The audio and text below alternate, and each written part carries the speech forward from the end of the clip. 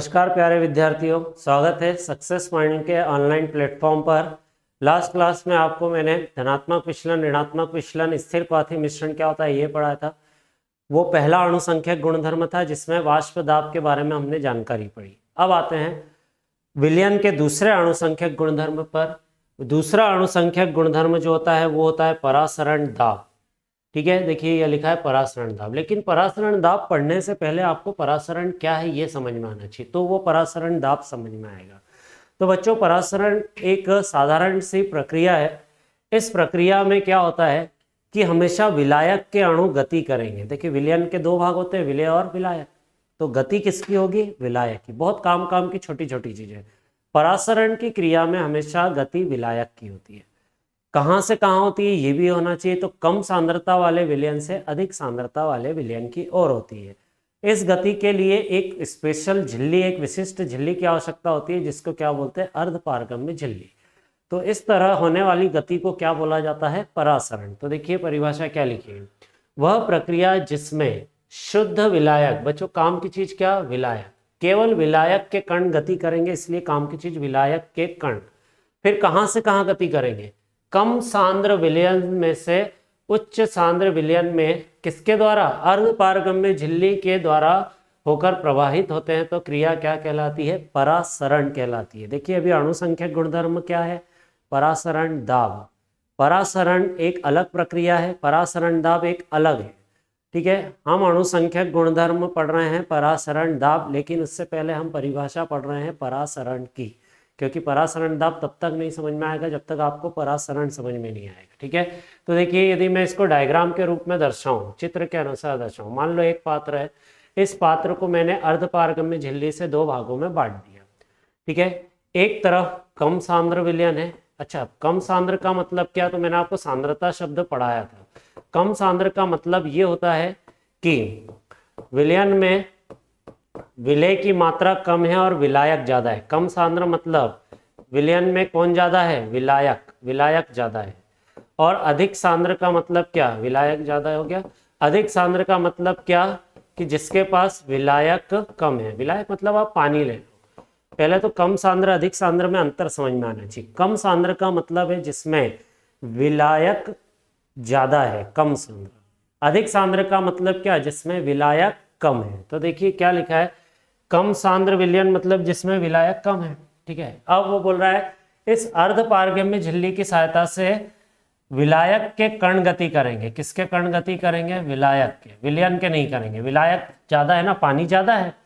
कम सांद्र विलयन से अधिक सांद्र विलयन की ओर विलायक के कण अर्धपारगम्य झिल्ली में से प्रवाहित होते हैं। यह घटना क्या कहलाती है? परासरण कहलाती है। तो इतना आपको पता होना चाहिए। फिर आगे देखो क्या लिखा है, अर्धपारगम्य झिल्ली क्या है? परिभाषा पूछ लेता है। तो अर्धपारगम्य झिल्ली वह झिल्ली है जिसमें से होकर केवल विलायक के कण गति करते हैं। ये अर्धपारगम्य झिल्ली ही डिसाइड करती है कि गति किसकी करे होगी? विलायक की, विलय की होगी ही नहीं। अर्धपारगम्य झिल्ली विलय के कणों को जाने ही नहीं देती है। अर्धपारगम्य झिल्ली किसको जाने देती है? विलायक के कणों। ठीक है, तो ये चीज ध्यान रखेंगे। परिभाषा पूछ लेते हैं, अर्धपारगम्य झिल्ली कहाँ कहाँ होती है? पादप झिल्ली को आप अर्धपारगम्य झिल्ली बोलते हैं। जंतु झिल्ली को तो ये तो बायो का पोर्शन है, ये अच्छे से याद हो जाता है, तो बहुत अच्छी तरह से आप पढ़ सकते हैं। बायो में भी परासरण आता है आपको। अब आगे देखो, परासरण को कितने भागों में वर्गीकृत कर सकते हैं? दो भाग। एक होता है बाह्य परासरण। बाह्य परासरण का मतलब क्या? विलायक कोशिका के अंदर से निकलकर कहाँ चला जाएगा? बाहर चला जाएगा। जैसे आपने दैनिक जीवन में देखा होगा कि आप कोई वस्तु सिकुड़ जाती है, किसी चीज को आप पानी में डाल देते हैं तो वो क्या हो जाती है? सिकुड़ जाती है। ऐसा क्यों? क्योंकि बाह्य परासरण हो गया। जैसे उदाहरण के तौर पर इधर देखो क्या लिखा है। पहली चीज बाह्य परासरण लिखा है, मतलब विलायक बाहर निकलेगा, विलायक की गति होगी।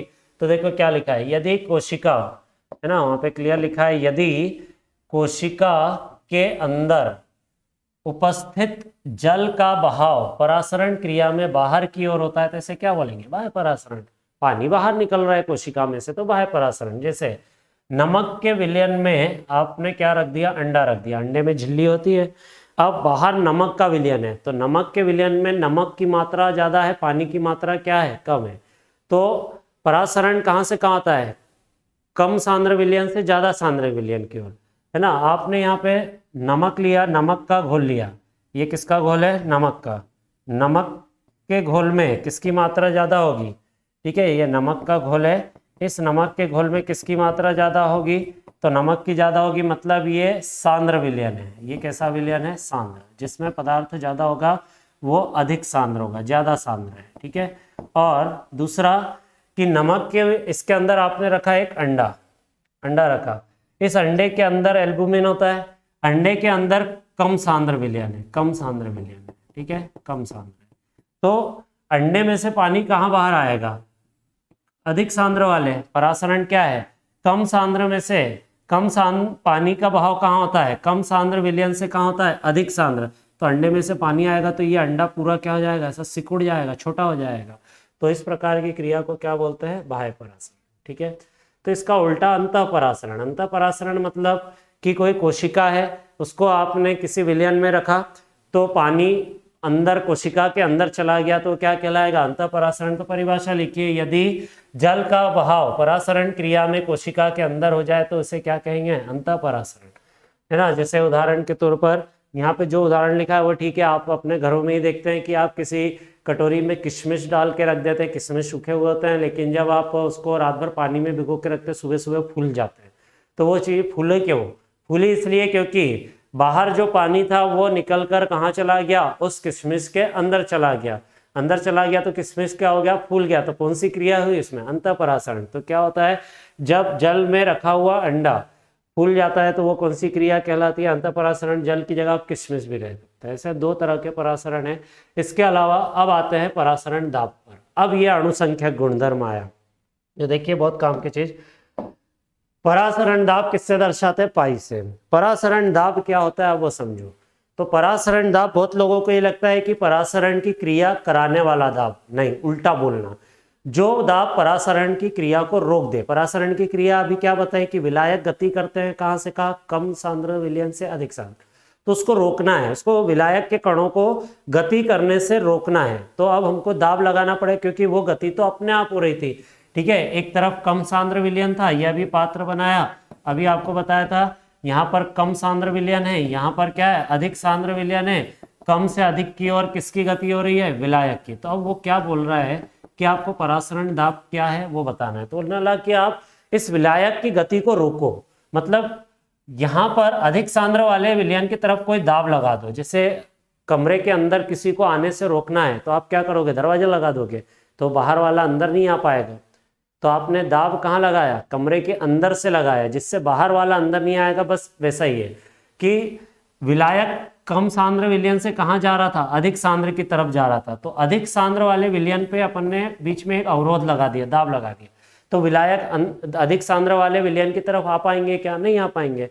विलायक आएंगे ही नहीं तो परासरण होगा नहीं, और परासरण होगा नहीं तो क्रिया क्या हो जाएगी? रुक जाएगी। तो देखिए क्या लिखा है, परासरण दाब को पाई से दर्शाते हैं, पहली चीज। दूसरा, वह स्थैतिक दाब, देखिए क्या लिखा है, परासरण दाब वह स्थैतिक दाब के बराबर होता है जो विलयन को विलायक से अर्ध पारगम्य झिल्ली द्वारा पृथक रखने पर उत्पन्न होता है। विलयन को किससे पृथक रखना है? विलायक।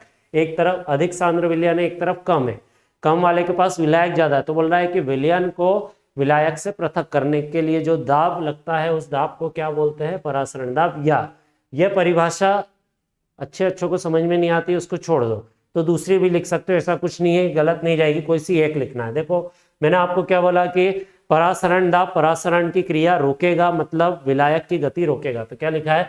परासरण दाब वह द्रव स्थैतिक दाब है जो विलायक के अणुओं को विलयन में प्रवेश होने से रोकता है। बहुत सरल परिभाषा है, बस ये याद कर लो। अर्थात परासरण क्रिया रोकता है। आगे ऐसा भी लिख सकते हो, अर्थात परासरण रोकता है। वह दाब जो परासरण रोकता है, मतलब विलायक की गति को रोकता है, वह द्रव स्थैतिक दाब जो विलायक की गति को रोकता है या परासरण रोकता है, क्या कहलाता है? परासरण दाब। तो ये ज्यादा अच्छी परिभाषा है, पहली वाली जो है कठिन है, थोड़ी से शब्दों में कठिन है। ऐसा नहीं कि नंबर नहीं मिलेंगे, मिल जाएंगे। फिर क्या लिखना है? परासरण दाब का मापन करने की सबसे अच्छी विधि पूछ लेता है तो क्या आएगा, बर्कले हार्टले विधि। पहले क्या था कि आपके सिलेबस में पूरा डायग्राम सहित इसको समझाना होता था, अब है नहीं, क्योंकि इस चैप्टर में से 2 और 3 नंबर के क्वेश्चन कर दिए, पहले 5 के भी आते थे। तो आपको सिर्फ इतना याद रखना है कि ऑब्जेक्टिव आ जाए परासरण दाब के मापन की सबसे अच्छी विधि कौन सी है, तो आंसर क्या बताना है, बर्कले तथा हार्टले विधि है। तो ये परासरण दाब है। ठीक है, आगे बढ़े। अब परासरण दाब से संबंधित अगला पॉइंट, परिभाषा आपको समझ में आ गई, परासरण को रोकने वाला दाब। परासरण दाब की सहायता से किसी अवाष्पशील विलेय का आणविक द्रव्यमान कैसे ज्ञात किया जाता है। फिर एक क्वेश्चन आपको मिलेगा, परासरण दाब की सहायता से अवाष्पशील विलेय का आणविक द्रव्यमान कैसे ज्ञात किया जाता है, समझाइए। तो देखिए क्या है, मैंने आपको बोला कि परासरण दाब अणुसंख्यक गुणधर्म। तो देखिए क्या है, परासरण दाब एक अणुसंख्यक गुणधर्म। किसी दिए हुए विलायक के लिए परासरण दाब केवल विलेय की मोलर सांद्रता पर निर्भर करता है। पहले तो ये पॉइंट, अणुसंख्यक गुणधर्म है मतलब क्या, अणुओं की संख्या पर निर्भर, अणु मतलब मोल। तो उसने क्या बोला कि दिए गए ताप पर परासरण दाब विलेय की मोलर सांद्रता पर निर्भर करता है, विलेय की प्रकृति पर निर्भर नहीं करता है।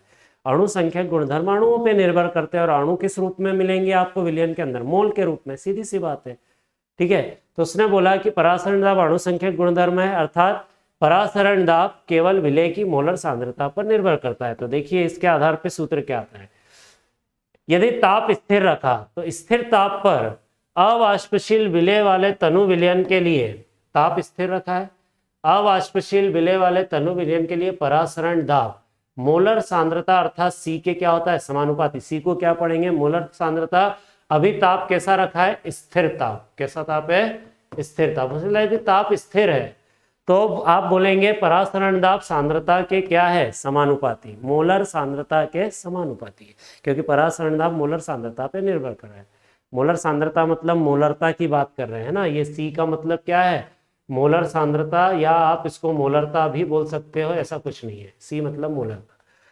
यदि सांद्रता स्थिर नहीं है तो फिर क्या बोलेंगे, तो देखो वार्नठाफ ने एक समीकरण बनाया था, उसने बोला था कि यदि सांद्रता स्थिर है तो स्थिर सांद्रता पर परासरण दाब किसके समानुपाती है, तापमान के समानुपाती है। तो अब देखो समीकरण नंबर 1 और समीकरण नंबर 2 से दो चीजें हो गई, परासरण दाब सांद्रता के भी समानुपाती है, दूसरा समीकरण बोल रहा है परासरण दाब ताप के भी समानुपाती है। तो अब इस दोनों को मिलाकर क्या लिख सकते हैं, परासरण दाब समानुपाती सांद्रता और तापमान का गुणनफल।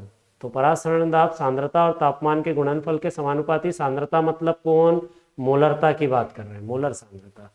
ठीक है, अब समानुपाती का चिन्ह हटाते हैं तो एक नियतांक लगाते हैं, नियतांक क्या आया, आर, जहां आर को बोला जाता है सार्वत्रिक गैस नियतांक। तो अब सूत्र क्या हो गया, पाई बराबर सी आर टी। समानुपाती चिन्ह हटाया, नियतांक क्या लिया, आर, जहां आर क्या कहलाता है, सार्वत्रिक गैस नियतांक। तो सूत्र क्या बन गया, पाई बराबर सी आर टी।